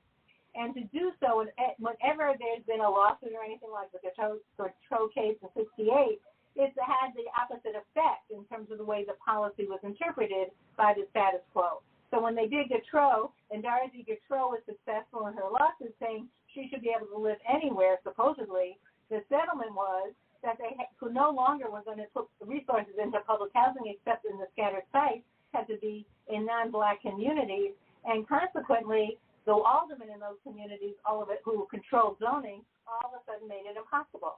So that until I became alderman, there was not any alderman who said build in my community. And that was the 80s. So we have a situation where we have to be careful about what we wish for in the sense that let's make sure the policies that's being responded to our demand is actually a true solution to that policy. So in order to do that, it needs to be done from the perspective of those who are most affected by the problem. And then what is it that they really need? It's usually multifaceted. It's never just the one thing. And the policymakers who are often, especially in this state, guided by a very strong market mentality when it comes to housing, which then affects everything else, will say, no, you have to do this, or we'll focus on just one piece of it, like the first piece I said, and then we don't really get a solution because no solution can be that single-minded. It has to actually address what the real problem is. Well, we know that there's a whole lot of controversy about the immigrants, the offer of housing to those who recently immigrated and not with the approval of the mayor, but, our new mayor, Brandon Johnson, just kind of had that dumped on his lap. And, I was at the city council meeting where there was just such intense opposition. And, there were positions on both sides. But I've also been to the police stations where I've seen mothers with children sleeping on the floor. So I see the human side of it beyond the politics. How would you see the possibility of resolving that kind of a conflict? Well, it's a representation of the complexity of the issues that we face because we're affected by everything that's happening in the world. We like to think it's just about our own community or our own city, but everything really does affect us, and this is a really good example of it. I think that for us in Chicago, it's helpful to remember our own history. And when Harold Washington became mayor, the vitriol that was both apparent in the election and then through the time that he was mayor up until the time he died was, but also the progress he made in the sense that he was finally able to get control of the city council and be able to start to make some of the actually governmental changes that he was committed to. Those things were really, they were, I think, typical of what was to come, given the new access to information by the internet, the access to people to speak out and face up whether they knew it was true or not through the internet, the ability to have a new amplification of hate speech, but also the other side, to be able to allow people to communicate and do all this stuff, but not having an ability, just having all that rush on at once. We're learning, right? I think it wasn't surprising to me, and I'm sure to others, that Barack Obama faced the same thing when he became president. There were two different people with two different sets of politics, but there was a lot of commonality in terms of the reaction and the response, but also maybe not in how they addressed a bunch of things, but certainly in terms of how within the context of where they were, more power in D.C., some less power, but still power in Chicago, where you're impacted by the power situation you're in. You want to do something other than the status quo of that power. You can't just do it overnight. So you pick different ways to do it, and they may, whatever. But that's very similar in both circumstances. And I think that that's just carried on to the point where we have now this incredible politics is just about being polarized. It's not about solving problems anymore. It's not about service. It's not about how do we make this a better place for everyone. What is the greater good? The greater good is lost in the polarization, and at least among people together. And so I think it's really important we go back to winning over hearts and minds and really talking to people we disagree with, and doing so in a manner that's respectful enough to get their attention or smart enough to get their attention to be able to start changing minds. But it means we have to also think about what they're saying. It also means we need a community. When you get it, what I learned, because I really thought it was important to put myself in other people's shoes, was that unless I had a partner who was with me, once I put myself in someone else's shoes to understand why they had such a different point of view, in order to be able to inform my own actions, to try and figure out how to move them in a different direction or engage them in my direction, I needed someone to bring me back. So I got into their head, but someone had to help me get back to my own plumb line in order to get to that point of learning from that experience. We all need that. You can't do that on your own. Sometimes you can do that in church, but I think maybe that church community, but whoever you are and whatever community you have, that's what's so important about it. It allows you to go understand and respect, just like you were saying. I see this side of it and I see that side of it. Yeah. And both sides are legit. Yeah. How do you make them work? I think if we think about how we always used to talk about we need a piece of the pie and rework that to say we need to broaden the pie because there has to be a solution to all of this. And just because we help that person doesn't mean it's going to hurt us. It's just like when Howard was elected, all these white politicians were saying, and were winning people over against him by saying, they're going to come after you because, look, we treated them bad, they're going to treat us bad. And I think that we have to, that's why this whole question of love is so important. We need to have respect. We need to see each other as human beings. We need to understand the challenges we each have of it. We need to demand respect, but we have to give it as well. And part of that is earning it. So some of it is not just expecting that, but showing how it is, and then finding solutions that work for us all. But I do believe that if you identify a problem, you know there's a problem. You look at it from the perspective of those most impacted. You then look at the options, the various solutions you have, and how that relates to the rings, the growing rings around people like a tree, right? And how that has, what collateral impacts there may be, and taking that into consideration, take your best shot at the best solution, you will, and then carry it out wholeheartedly, you will have your best path to getting at a solution or learning what it might be. Every problem has one, but it takes work to figure out what the real solution is. It's easy, that's the problem with our politics and the polarization.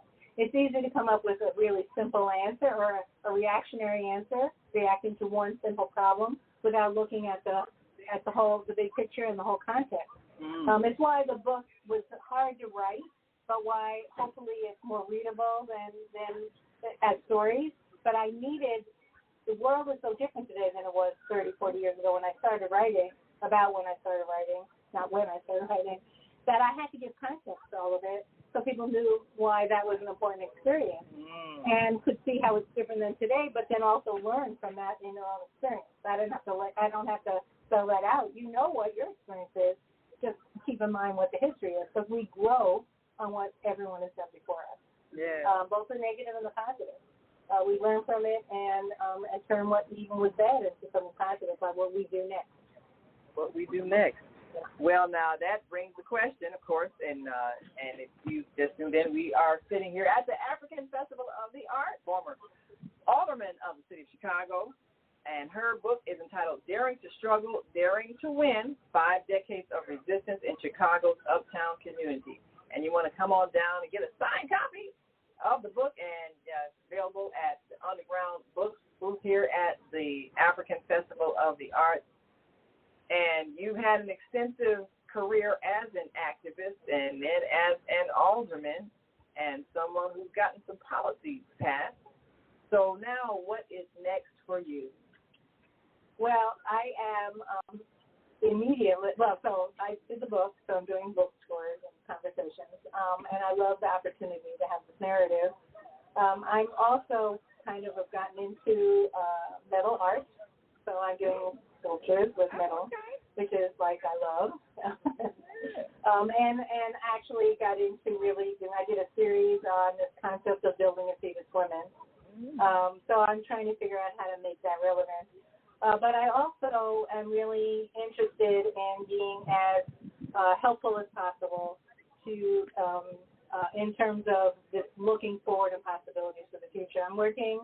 I'm anytime anyone asks me, who is especially a current alderman or elected official, for any kind of assistance that I can provide, I'd like to do that if possible. I'm still a little bit involved in the West Side Center for Justice that I helped develop almost 10 years ago with my son and his law firm on the West Side Center for Justice in Harrison and California, helping them with various different activities. They give me special projects. But it's still there. It's become a hub of activism on the West Side and around social justice. And it also has become a hub for information, historic information about the Black Panther Party. So there's an exhibit there and a lot of classroom teachings that go on there, people coming through, curriculum being developed by some teachers, et cetera. So I'm still peripherally or sort of a little bit involved with that. But I want to give a shout out to Alderman Angela Clay, the new alderman of the 45th Ward. I think she is going to be an amazing leader. She already is, but I think she's just going to blossom and bring to the city council a very positive, forward-looking perspective, a lot of a very strong sense of justice, and apparently a really, really good ability to interact and understand and communicate with others in a way that I think will have lasting effects on the city council. So I'm very excited about that, and I am committed to her to help her understand the city budget in the next few months. But after that, who knows?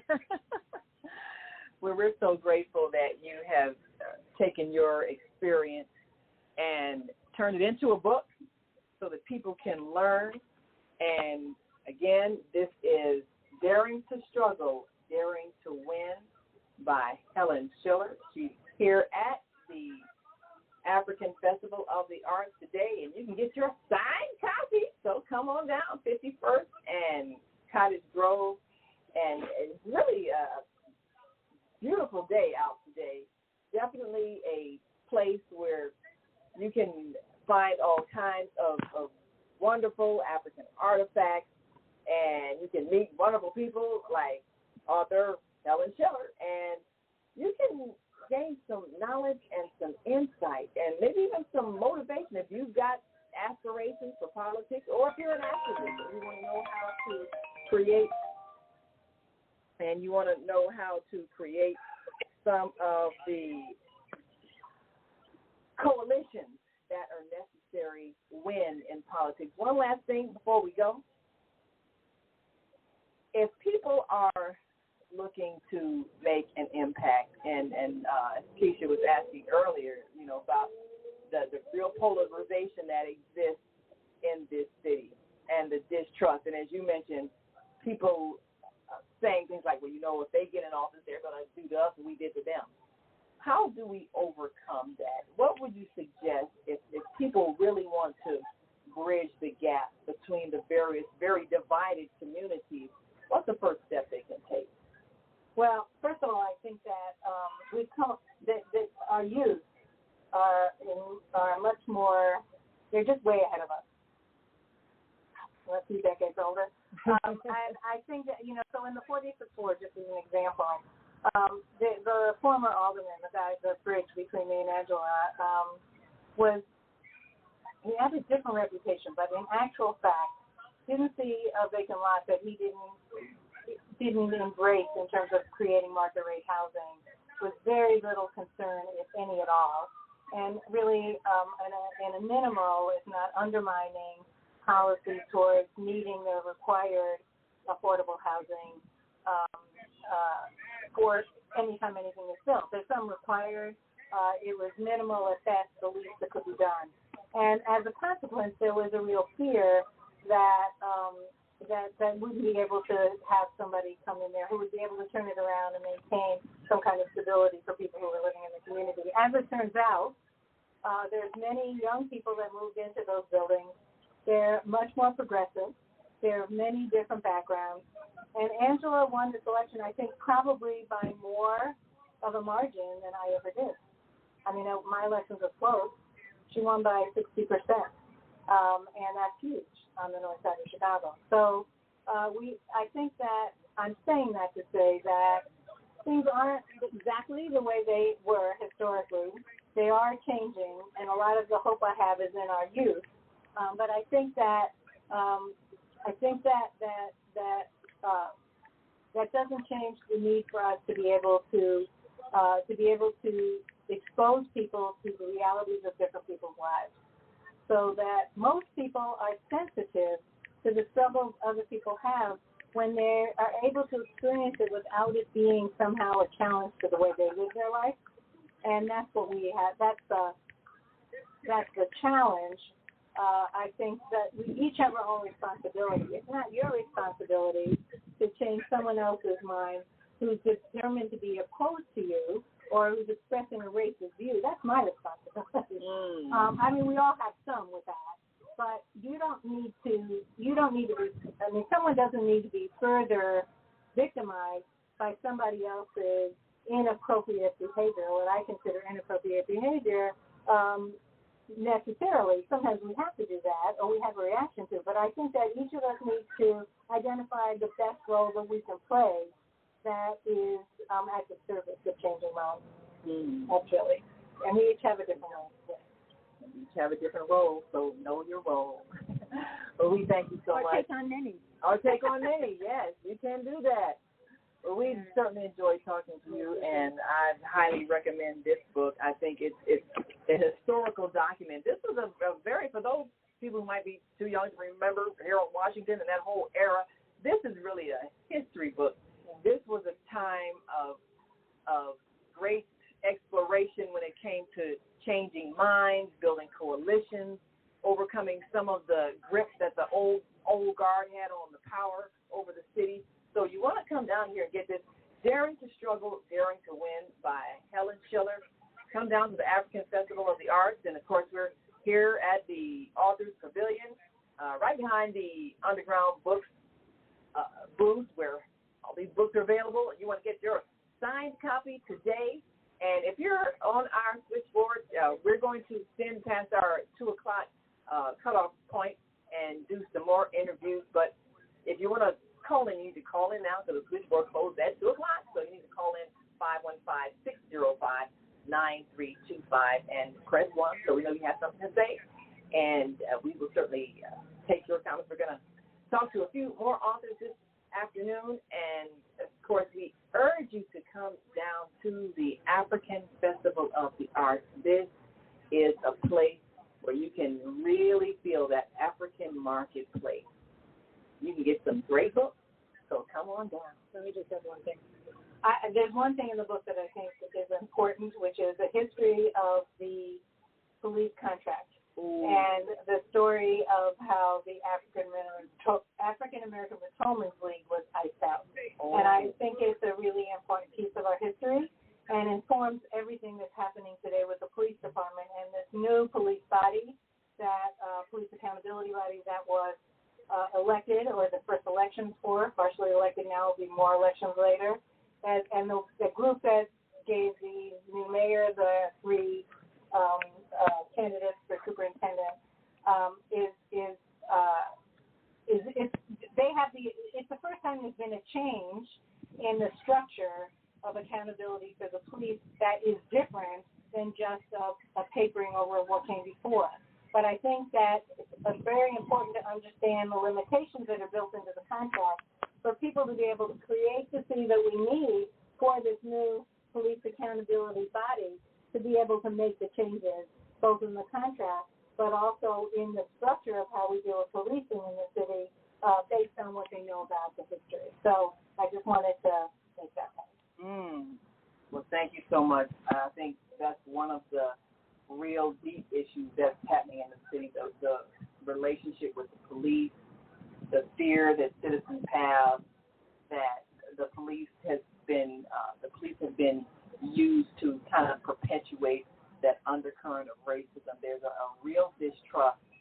And the police, I've talked to some police who, because I know the other side of that, many of them say that they get such a different response from different sides of town, and they feel like they're treated like heroes on the north side and like villains on the south and west side. So we need to mend that and fix that relationship. In the minute we have left, what do you think can be done? What perhaps the new police chief can do to change the image of the police on those other sides of town that don't feel like their rights are being respected? Well, there's a symbiotic relationship. So I think that I do think that training is really very important, and I think that policies have to change, and then the training becomes important about the change in the policy. But I think that you're not going to make the change unless people feel that the police who are functioning in their community are actually there to serve and protect, which has not been the case often. And so there may be individuals who feel that way, but as a policy, as an institution, that's not the way people feel. So if you're going to make that change, I think you have to go to the heart of that problem. And it's different in different areas. So it's almost something, on the one hand, that has to be dealt with district by district, but on the other hand, has to be citywide in terms of what the behavior is that's acceptable and what the communication is that needs to become standard that you have with people and how you treat them, and vice versa, so that you can begin to have the conversation with the community that will change the way, so everybody hears each other and you can begin to make those changes. But if there's always a position of, the last superintendent kept, every time I saw him on the news, what was he saying? He was blaming the community. He was blaming the victims because they weren't telling the police what they so-called needed to know in order to make the change. But the problem is no one saw any investigation. Nobody saw any action on their part. It was like, it's their fault because you're not doing our work for us. And that's how I felt I was hearing. I think that's how a lot of people felt. We have to change that dynamic. So part of it is leadership. Part of it, a big part of it, but that leadership towards really identifying the policies that we need to redo in order to be able to train a police force and hire a police force that will, in actuality, in every community, truly serve and protect. Right. Thank you so much, Helen Schiller, author of Daring to Struggle, Daring to Win. I'm Naima Latif, and we implore you to come on down and get this book at the African Festival of the Arts. We've got to take a break, and we're going to come back in a little while with some more authors, and we'll be here live on the Female Solution Global Radio TV show, of course, on Facebook and YouTube, and Blog Talk Radio. You can call in now, 515-605-9325 for our switchboard shuts down, and you can stay on and make your comments. We'll be right back. Well, give me a moment. and we'll be able to ask a question. And, of course, we'll get that microphone over to you. Let me kind of sign off here. All right. Okay.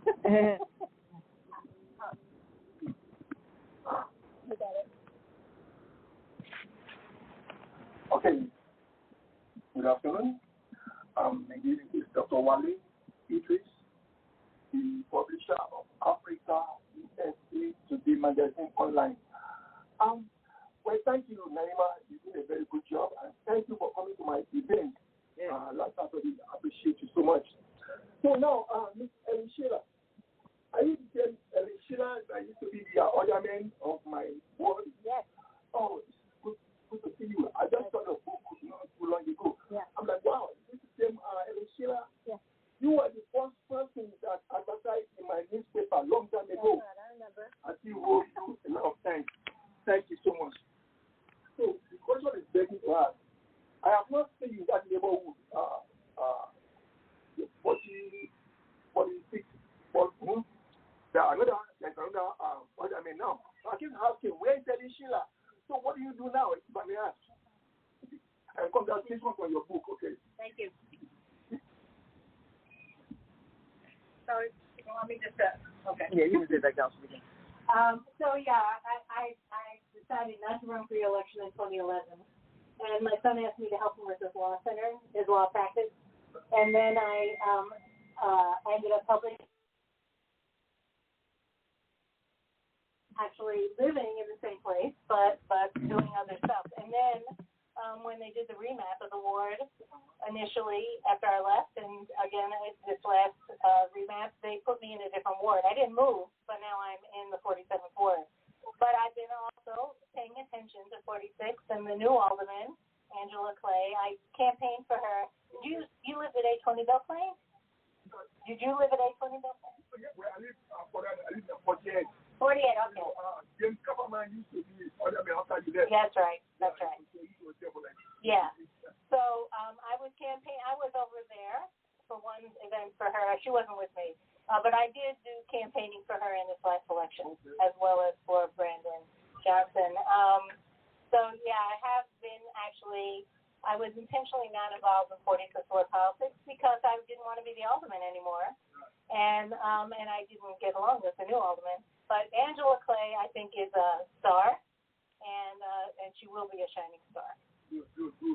So how is your book moving on? Moving fast? I think it's fine. We now have an audio version. Okay.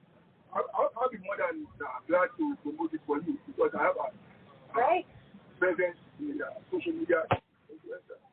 So I'll talk to you about it about your book. That'd be great.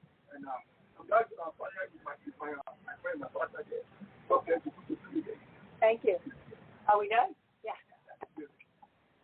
Yeah, I'd love to do that. Thank you. You were great. Thank you so much. And you'll be right back. And of course,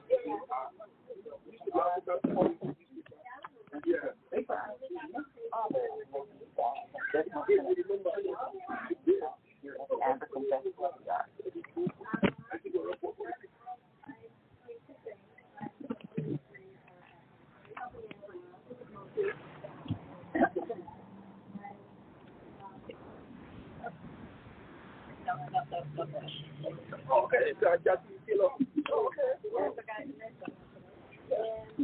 Right.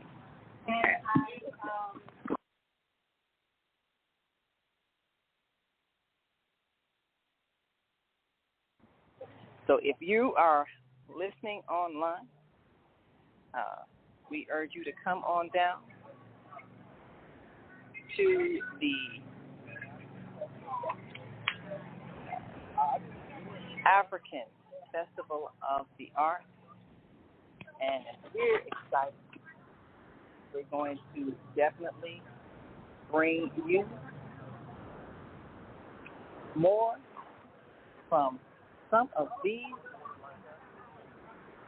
authors who are available here at the Underground Book. We appreciate you so very much for joining us. listen in on Sunday and Monday. And we're excited because we know that if you are a book lover, you're going to find exactly what you're looking for right here at the African Festival of the Arts here on 51st and Washington Park, 51st and Cottage Grove. Definitely a place to be, and somewhere that we can make it happen, where if you are willing to come on down, you'll find what you're looking for. The African Festival of the Arts is here all the way and through Monday for this Labor Day weekend. And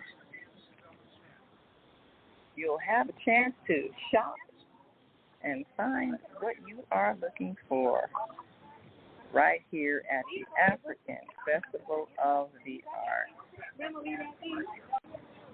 We are certainly grateful for those who are joining us, and we urge you to continue to listen in. We'll be covering more from the African Festival of the Arts.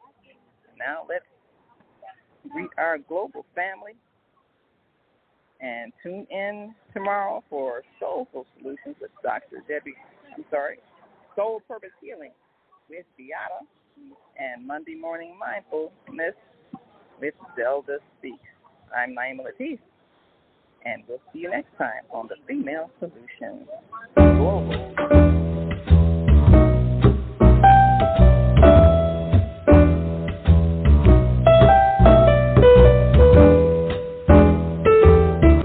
We've come to the end of our show today, but you can hear every show in the archives at www.blogtalkradio.com/the-female-solution. You can also hear today's show on the Female Solution Facebook page. Go to www.facebook.com/thefemalesolution. Leave your comments about today's show. You can always reach me on my website at www.naimalatif.com. That's www.naimalatif.com. Watch our TV shows, listen to our radio shows, order our books, and be sure to get your copy of the book, The Female Solution. On behalf of our team of radio hosts, I'd like to thank all of you who participated in today's discussion. And to our global family listening from all around the world, we say thank you. To our family in China, Sheshe, India, Zanyaba, Japan, Arigato, Korea, Kamsahamnida, Russia, Spasiba, Germany, Danke, Poland, Dziękuję, France, Merci, Spain, Gracias, Italy, Grazie, Egypt, Shukran, Ghana, Medasi, Nigeria, Eshe, South Africa, Ngiyabonga, Senegal, Geret, Kenya, Asante, Israel, Toda, Pakistan, Shukriya, Afghanistan, Tashakkur, Saudi Arabia, Shukran. Assalamu alaikum wa rahmatullahi wa barakatuhu. Thank you, and may peace be upon you and the mercy of God and God's blessings.